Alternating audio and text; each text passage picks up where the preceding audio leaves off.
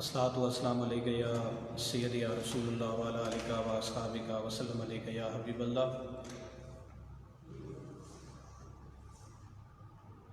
कुछ views appear हो जाएं तो फिर उसके बाद बात का आगाज़ करते हैं।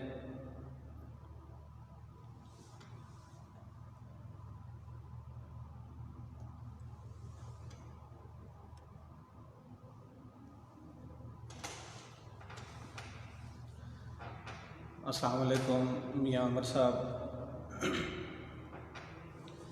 चंद और दोस्तों को आने दें, फिर इंशाअल्लाह मुजाहिद अली तारक साहब भी आ गए, फिर इंशाअल्लाह गुफ्तगू का आगाज़ करते हैं।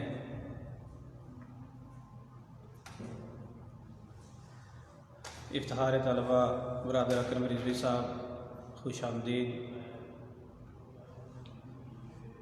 अच्छा, मैं चूँकि दोस्त काफ़ी सारे हाज़िर हो गए तो मैं अपनी बात का आगाज़ बिला ताख़ीर करता हूँ। अस्सलातु वस्सलामु अलैका या सय्यदी या रसूलल्लाह व अला आलिका व अस्हाबिका व सल्लम अलैका या हबीबल्लाह। अस्सलातु वस्सलामु अलैका या सय्यदी या रसूलल्लाह व अला आलिका व अस्हाबिका व सल्लम अलैका या नूरम मिन नूरिल्लाह। अलामा के शेर के साथ आगाज़ करते हैं कि क्यों ज़ियाकार बनूँ सूद फरामोश रहूँ, फ़िक्र फ़रदा न करूँ मैं वे गमे दोष रहूँ, और नाले बुलबुल के सुनूँ और हमा तन गोश रहूँ, हम नवा मैं भी कोई गुल हूँ के खामोश रहूँ।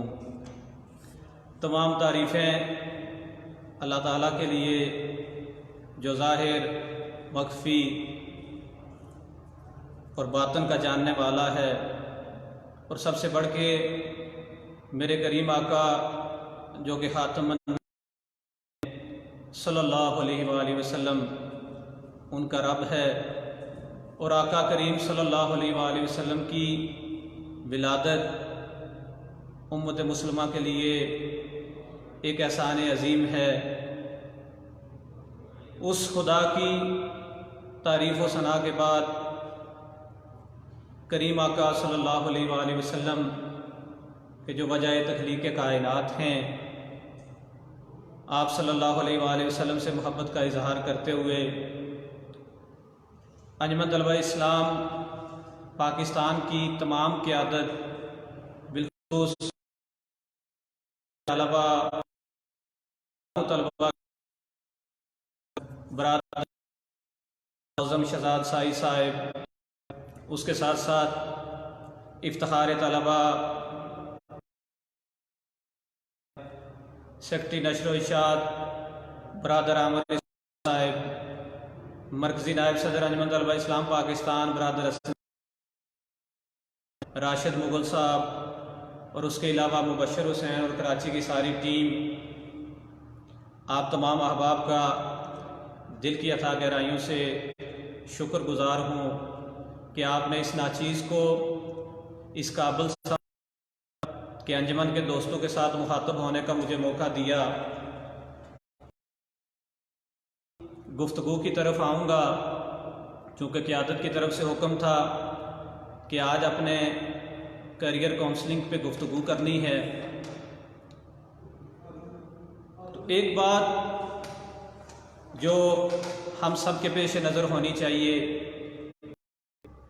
वो बात सबसे पहले मैं ये कहूँगा कि करियर इंसान का जब भी बनाने की इंसान कोशिश करता है तो उसके लिए ज़रूरी है कि वो चंद बातों को मद्देनज़र रखे। और वो बातें क्या हैं? सबसे पहले तो मैं ये समझता हूँ कि कोई बंदा जो कामयाब फर्द के तौर पे माशरे के अंदर ज़िंदगी बसर करना चाहता है, ये चाहिए कि वो अपने अंदर सेल्फ बिलीव पैदा करे। अब सेल्फ बिलीव क्या है? सेल्फ बिलीव के लिए सिर्फ एक एग्जाम्पल मैं यहाँ पे कोट करना ज़रूरी समझता हूँ कि मैंने एक दफ़ा एक नावल पढ़ा अपोलो का अल्केमिस्ट।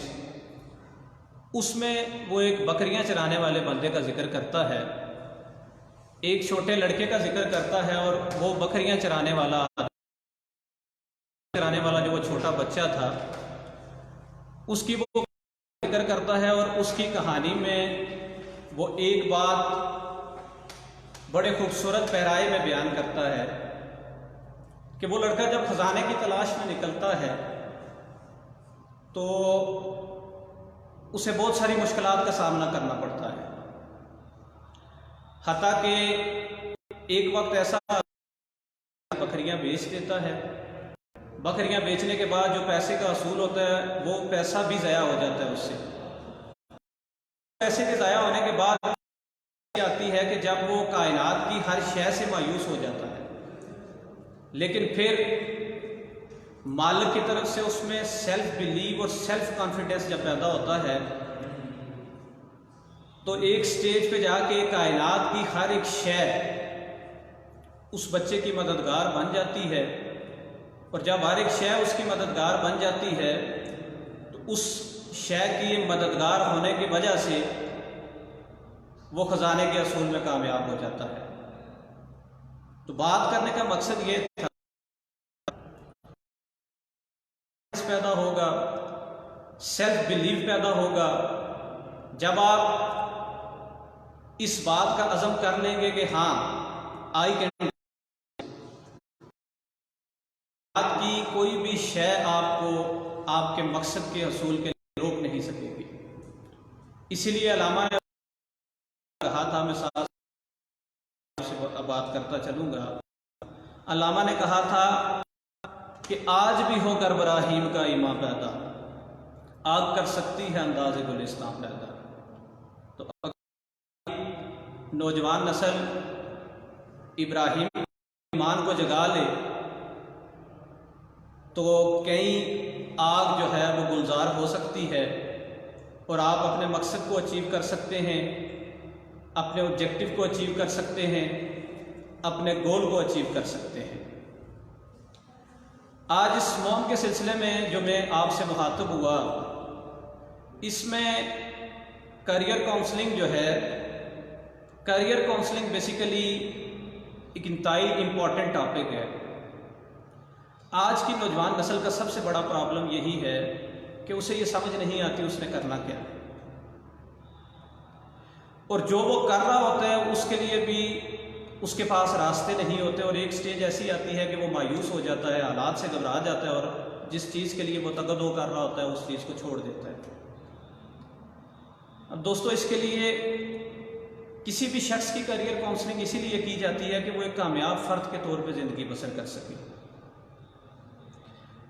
अब जो इस्लाम की तालीम से मुझे जो बात समझ में आई है,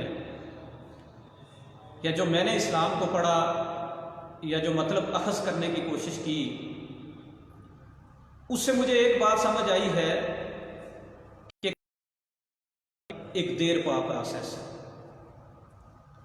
जितना बड़ा मकसद होगा उतना ही कामयाबी के असूल में आपको दगदो करनी पड़ेगी।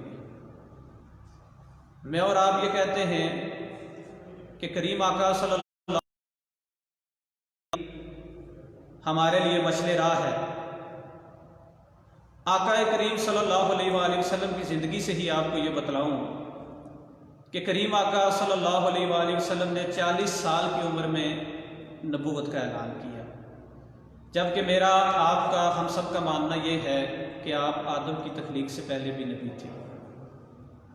तो जब करीम आका सल्लल्लाहु अलैहि वसल्लम ने 40 साल बाद नबूवत का ऐलान किया तो इसका मकसद क्या था? अगर आप करीम आका सल्लल्लाहु अलैहि वसल्लम की ज़िंदगी को अमली नमूना समझते हैं तो इस बात का मकसद ये था कि 40 साल तक आपने अपना किरदार पेश किया।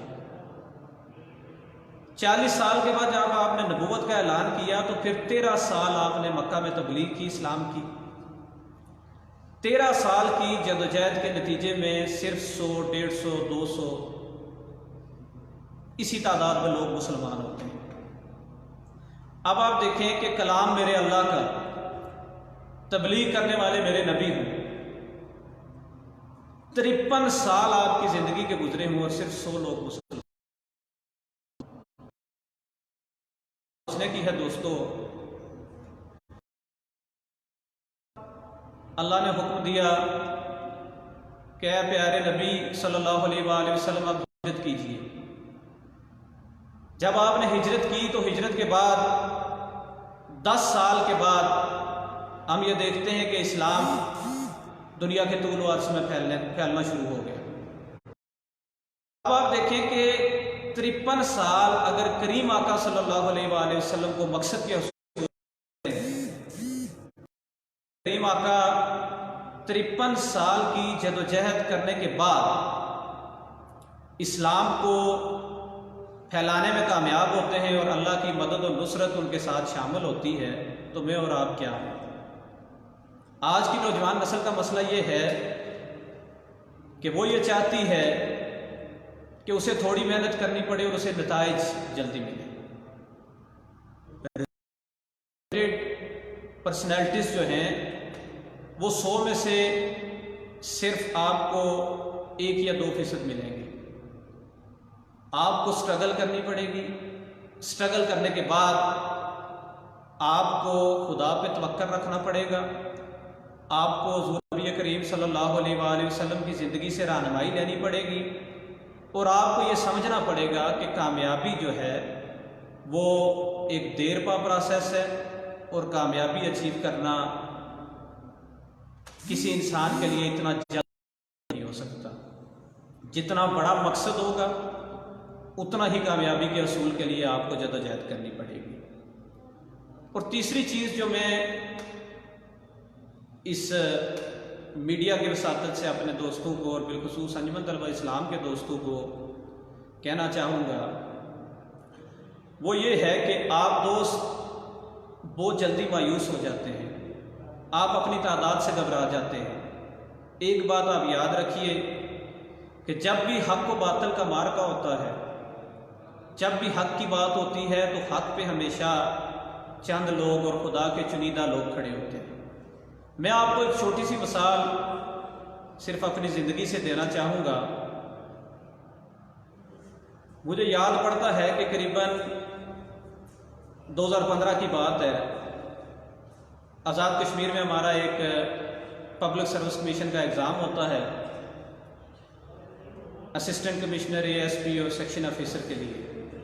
तो करीबन 2700 लोग उस एग्ज़ाम में अपीयर होते हैं, जिसमें से सिर्फ 19 लोग शॉर्ट लिस्ट होते हैं।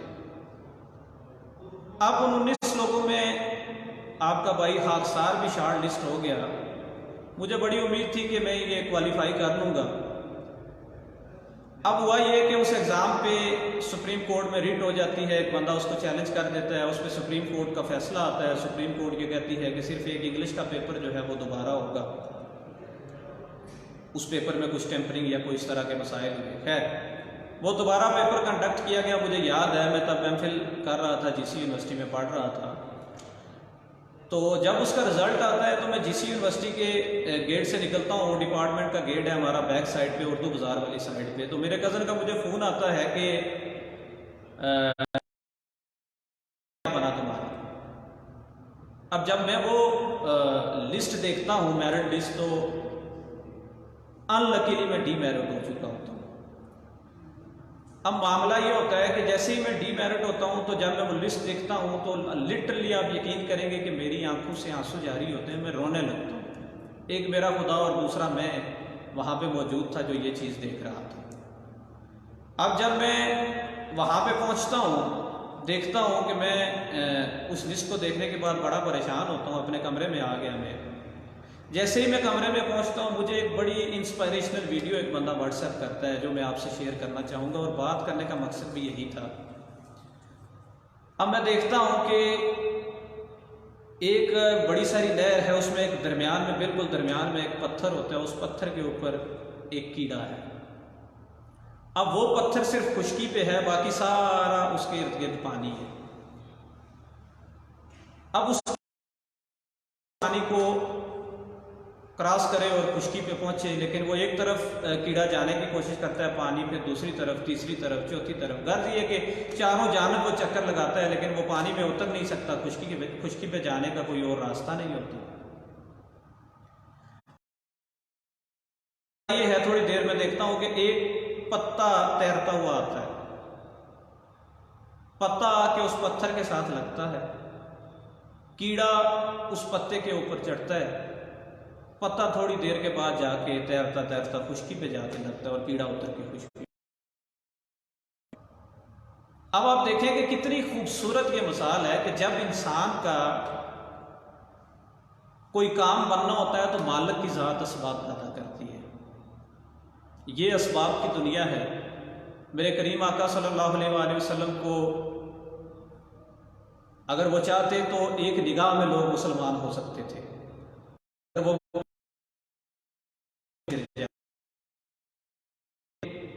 पहले अल्लाह ने इस्लाम की दौलत से माला माल किया, सहाबा की जमात बनाई, फिर कभी उमर को मांगते हैं, कभी हमज़ा को मांगते हैं, फिर अपनी एक टीम बनाते हैं, उस टीम के ज़रिए इस्लाम फैलता है और फिर उस इस्लाम में बड़े बड़े नाम आते हैं। तो ये सारे इनका पैदा होना, आपके साथ असबाब होते हैं,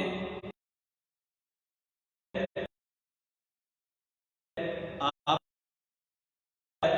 और आप डिटरमेंट होते हैं, आप काउंट करते हैं, आप जो रिसेंट जियो स्ट्रेटेजिकल पोजीशंस जो हैं आप है उसको मॉनिटर करते हैं, आप अपने पोटेंशियल्स जो हैं उन पे जब काम करते हैं, आप अपनी कंसंट्रेशंस पे जब काम करते हैं, आप अपनी पावर्स पे जब काम करते हैं, तो ये सारी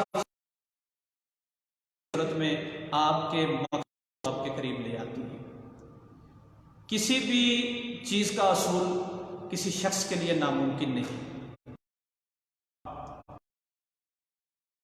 पहली चीज जो मैं ये समझता हूं कि आप दुरुस्त डायरेक्शन में अपनी एफर्ट्स लगाएं। बाज़ औक़ात हमारे साथ यही होता है कि हमारी सारी ज़िंदगी गुजर जाती है कि हमें यही नहीं। जब आप दुरुस्त समझ में अपनी एफर्ट्स लगाएंगे, दुरुस्त डायरेक्शन में आप अपनी एफर्ट लगाएंगे, तो फिर कामयाबी एक ना एक दिन आपका मुकद्दर ज़रूर बनेगी। आप डायरेक्शन आपकी राइट डायरेक्शन होनी चाहिए, सेल्फ बिलीव आपके अंदर होना चाहिए, आप कभी भी गिव अप ना करें। उसके अलावा स्ट्रगल, हार्ड वर्किंग और रिजल्ट जो है इस पे कभी भी बिलीव नहीं रखना। रिजल्ट, अच्छा थोड़ा इंटरनेट का इशू भी है तो इस वजह से। अच्छा, एक चीज़ मैं यहाँ पे चूँकि करियर काउंसलिंग के हवाले से मुझे बाउंड किया गया था कि मैं करियर काउंसलिंग पे गुफ्तगू करूँ। अब चूँकि बेसिकली अंजुमन तलबा इस्लाम का ज़ौक़ भी रखता हूँ, तो फिर सरकार दो आलम सल्लल्लाहु अलैहि वसल्लम के कदमों से खैर लेके मौजूदा साइंस को और मौजूदा हालात को जोड़ने की कोशिश कर रहा था। अच्छा, मैं आप लोगों को सजेस्ट क्या करूँगा? सजेस्ट आज के दौर में मैं आपको सिर्फ एक चीज़ सजेस्ट करना चाहूँगा। चूँकि करियर काउंसलिंग है तो करियर काउंसलिंग में किसी एक करियर की तरफ मैं ज़रूर आपको लेके जाना चाहूँगा। मेरी ये ख्वाहिश है कि अगर आप ये चाहते हैं कि ये जो आए रोज़ के झगड़े होते हैं, कभी ख़त्म नबूवत पे डाका डाला जाता है, जिसके लिए खैर मुझे भी पोस्टें करनी पड़ती हैं, कभी ख़त्म नबूवत पे डाका डाला जाता है, कभी इस्लाम के तशख़्ख़ुस को बर्बाद करने की कोई साजिश की जाती है, कभी किसी एंगल से कभी किसी एंगल से मुसलमानों को दबाने की कोशिश की जाती है। तो अगर ये आप ये चाहते हैं कि आप डायरेक्टली जो पॉलिसी मेकिंग है, पॉलिसी मेकिंग पे अगर आप डायरेक्टली इन्फ्लुएंस चाहते हैं और डायरेक्ट इन्वॉल्वमेंट चाहते हैं, तो अंजुमन तलबा इस्लाम के लोगों को, अहले सुन्नत के लोगों को और पढ़े लिखे तबके को ये चाहिए कि वो कॉम्पिटिटिव एग्ज़ाम की तरफ जाए। आप में से बहुत सारे दोस्त मैं जानता हूँ अंजुमन तलबा इस्लाम की खिदमत के सिलसिले में कराची से कश्मीर तक और खैबर तक और कश्मीर तक हर एक जगह जाना हुआ। अंजुमन तलबा इस्लाम के दोस्तों को मैं मिला और यकीन जानिए कि जितना पोटेंशियल मैंने ATI के दोस्तों में देखा है, इतना पोटेंशियल शायद ही किसी में देखा हो। यकीन जानिए कि आप लोग इतने कॉम्पिटेंट लोग हैं कि आप मट्टी को सोना बना सकते हैं। एक फ़र्द जिसकी जेब में ना 1 रुपया हो, ना एक सिक्का हो, लाखों के प्रोग्राम कर ले। एक फ़र्द के जिसके लिए घर से निकलना मुश्किल हो, वो एक पूरी सोसाइटी को अपने साथ लेके चले, तो ये आप में कायदाना सलाहियतें हैं। You have a leadership qualities. आपको इन लीडरशिप क्वालिटीज़ को यूटिलाइज करना पड़ेगा। और एक बड़ा हमारा अलमिया ये भी है कि 32 ईयर्स बाद अंजुमन तलबा इस्लाम के दोस्त ज़ाया हो रहे हैं। हम माशरे को एक पढ़ा लिखा तबका, एक पॉलिटिकल लीडर तो दे रहे हैं, लेकिन हम अब उसकी कोई डायरेक्शन नहीं तय कर पा रहे। तो मैं मरकज़ी क़यादत से भी और ख़ुद भी मैं पर्सनल इसका पेन लेके कुछ अंजुमन तलबा इस्लाम के दोस्तों से डिस्कशन करके मेरा बहुत अरसे से ये माइंड बन रहा है कि एक सिलसिला शुरू किया जाए। हमारे पास ऐवान खैर भी है, हमारे पास इस्लामाबाद में भी अंजुमन तलबा इस्लाम का दफ्तर है और बहुत सारी जगह हैं। तो एक ऐसा सिलसिला शुरू किया जाए जहाँ पे अपने लोगों को ट्रेंड किया जाए। मैं ये चाहूँगा कि अंजुमन तलबा इस्लाम के लोग कॉम्पिटिटिव एग्ज़ाम की तरफ जाएँ। आप लोग CSS करें, आपको जो इनिशियल गाइडेंस चाहिए होगी वो अंजुमन तलबा इस्लाम के खाकसार अंजुमन तलबा इस्लाम का खादम आपको पेश करेगा। आप में से हर बंदा, हर फर्द जो ग्रेजुएशन कर चुका है और जो ये चाहता है कि पॉलिसी मेकिंग में वो डायरेक्ट इन्वॉल्व हो, तो उसे कॉम्पिटिटिव एग्ज़ाम की तरफ जाना पड़ेगा।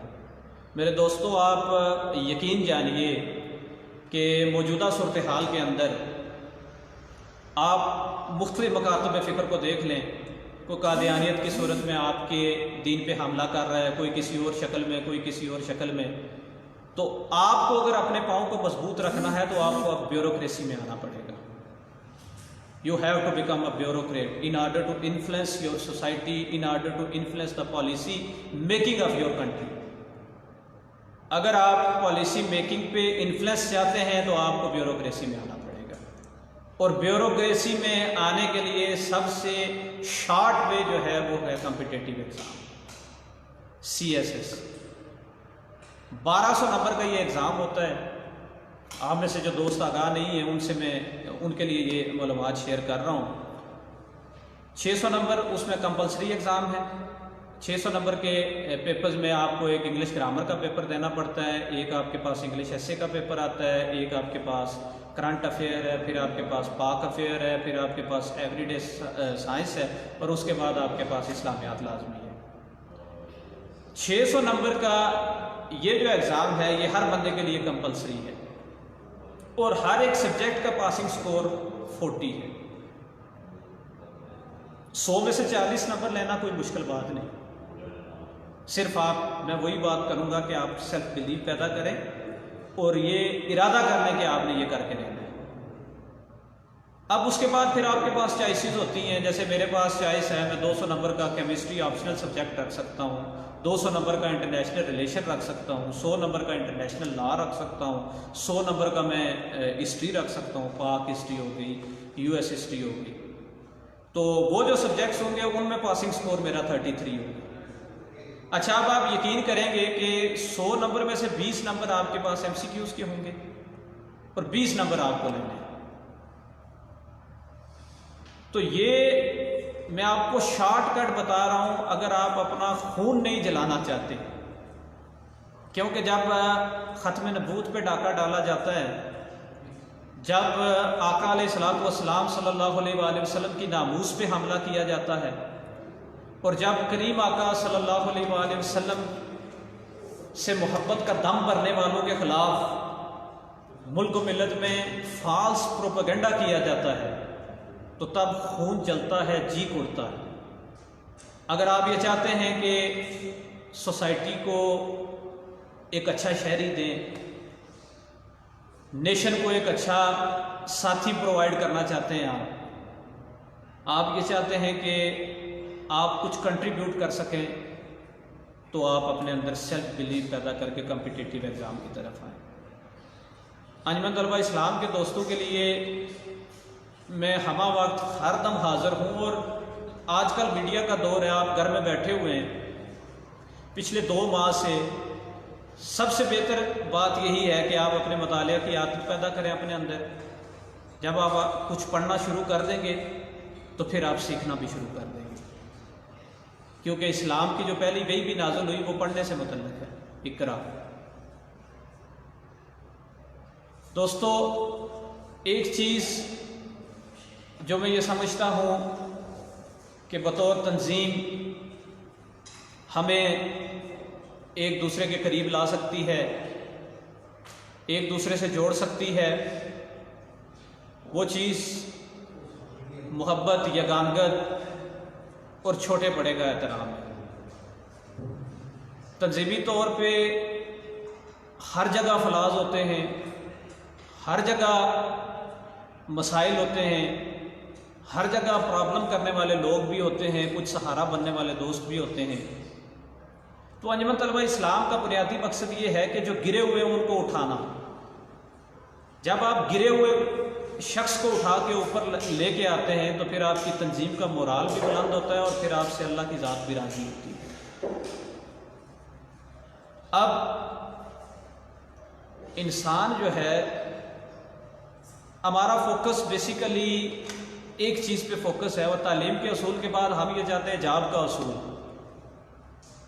और इसी को कामयाबी समझते हैं। अब मेरे नज़दीक कामयाबी की डेफिनेशन कुछ और है। मैं एक दिन इशफाक अहमद साहब को पढ़ रहा था।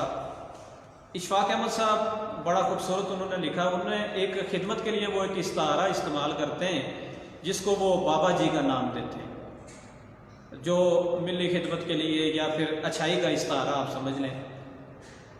अब बाबा जी जो हैं वो कहते हैं कि एक दफ़ा मैं और बाबा जी जो है वो मगरिब की नमाज अदा कर रहे थे, तो एक शख्स दौड़ता हुआ आता है और बाबा जी को हिला के कहता है कि बाबा जी फलां शख्स बिस्तर मर्ग पे है और आपको याद कर रहा है। उनने कहा कि बाबा जी ने मुझे ऐसे बाजू से हिलाया और नमाज छोड़ दी और उसके पास चले गए। अब मैं बड़ा परेशान था, मैं खुदा की बारगाह में खड़ा था। मैंने कहा कि खुदा की बारगाह में खड़ा रहूं या नमाज तोड़ दूं। बहरहाल मैंने उनकी पैरवी करते हुए नमाज तोड़ दी और मैं उस शख्स के पास चला गया। अब जब हम उस शख्स से मिल के वापस आते हैं तो मेरे जहन में ये बात खटक रही होती है। मैं मुझसे पूछता हूँ कि बाबा जी आप खुदा की बारगाह में खड़े थे, तो आपने उस बारगाह से किनारा कर लिया और एक बंदे की खिदमत में चले गए। तो उन्होंने बड़ी खूबसूरत बात कही और यही असल कलाम भी है। उनने कहा कि बेटा नमाज की कज़ा तो है लेकिन खिदमत। दोस्तों एक बात कि खिदमत है, आपसे मंसूब है और खिदमत ही मालिक को पसंद भी है। मैं आप दोस्तों को फिर एक दफ़ा इसी समत लेके जाना चाहूँगा। मेरी ये ख्वाहिश है कि अंजुमन तलबा इस्लाम का कोई दोस्त भी हो जो बतौर ब्यूरोक्रेट इस मुल्क को मिल्लत का सरमाया बने। बहुत सारे लोग सर्विंग पोजीशन में हैं, कंट्री को सर्व भी कर रहे हैं, अंजुमन तलबा इस्लाम के साबिकीन में से हैं, नो डाउट। लेकिन मैं ये चाहता हूँ कि आज की नस्ल, आज का आने वाला जवान, उसके जहन में, जिसके जहन में अंजुमन तलबा इस्लाम ने एक खूबसूरत सोच और ख़ूबसूरत अमल जिसके जहन में परवान चढ़ा, वो इसको यूटिलाइज़ करे, सोसाइटी की खिदमत करे, नेशन को बिल्ड करे। सोसाइटी को बिल्ड करने के लिए, नेशन को बिल्ड करने के लिए आपको पावरफुल होना पड़ेगा, और पावरफुल होने के लिए आपको ऐसी क्वालिटीज़ पैदा करनी पड़ेंगी। मैं एक दफ़ा कुदरतुल्लाह शाह को पढ़ रहा था, आपके लिए ये पैगाम भी है। कुदरतुल्लाह शाह जब सफ़र मदीना लिखते हैं तो सफ़र मदीना में वो एक बड़ी खूबसूरत बात लिखते हैं। वो कहते हैं कि जब मैं मदीना शरीफ में था, ये आज का पैगाम भी आप दोस्तों के लिए, कि जब मैं मदीना शरीफ में था तो वहाँ से जब मैं वापसी का इरादा करता हूँ तो मेरा दिल नहीं चाह रहा होता कि मैं वहाँ से वापस आऊँ। उन्होंने कहा कि जिस बुज़ुर्ग के पास मैं बैठा होता हूँ या जिस बुज़ुर्ग के पास मेरा गुज़र बसर हो रहा होता है, मैं उन्हें अपनी इस कैफियत से आगाह करता हूँ कि मेरा दिल नहीं चाहता कि मैं सरकार दो आलम सल्लल्लाहु अलैहि वसल्लम के दर को छोड़ के चला जाऊँ। तो उन्होंने एक खूबसूरत बात कही, और वो खूबसूरत बात यही थी कि बेटा, देगचा अगर आग के ऊपर चढ़ा रहता है तो उसमें से पानी उबल उबल के बाहर निकलता रहता है, और एक स्टेज ऐसी आती है कि जब पानी सारे का सारा उबल के बाहर आ जाता है और देचका खाली हो जाता है। उनने कहा कि तुम्हारा जिस्म जहां पे भी हो, ये जो देगचा है यानी ये जो दिल है, दिल मदीना में रहना चाहिए। जब आपका दिल मदीना में रहेगा, जब आप सरकार दो आलम सल्लल्लाहु अलैहि वसल्लम से मोहब्बत को अपना ओढ़ना बिछौना बना लेंगे, तो फिर कोई भी चीज़ आपको तरक्की करने से नहीं रोक सकती। आखिर में एक पैगाम आपकी नज़र करूँगा कि अल्लाह फरमाता है कि ऐ लोगों, एक दूसरे के करीब आ जाओ और एक दूसरे को अपने रिश्तेदार जान लो। हम जितनी कोशिश कर लें, हमने आखिरकार पहुंचना तो बाबा आदम तक ही है, क्योंकि हमारा हिसाब डार्विन के हिसाब की तरह नहीं, बल्कि हमें लौट कर वहीं जाना है जहां से चले थे। हम अब उसी बरका रुत की दुआ करते हैं और अल्लाह से फरियाद करते हैं कि ऐ अल्लाह, हमारे लिए वैसी ही बारिशें भेज जैसी बारिशें हम पहले देखा करते थे और जैसी बारिशों में हम गली मल्लू और खेतों में बागा करते थे। ऐ मेरे अल्लाह, वो सावन भेज जिस सावन में हम मीठी रोटियां पकाया करते थे। वो मौसम अता फरमा जिसकी तलाश में हम इंतज़ार की आंखें फाड़ फाड़ कर देखा करते थे। ये सारी चीज़ें हमसे नाराज़ हो गई हैं। हमको फिर से उनसे मिला दे और टूटे रिश्ते बहाल कर दे। मुझे यकीन है कि अगर दस्त बस्ता रुकू में जाकर ये कहा जाए कि ऐ परवरदिगार, तो हमारे मौसमों को फिर हमारे पास ला दे, हमें वही पानी दे दे जो हमको शीरनी और ठंडक अता करते थे, हमारी फसलें पकाते थे।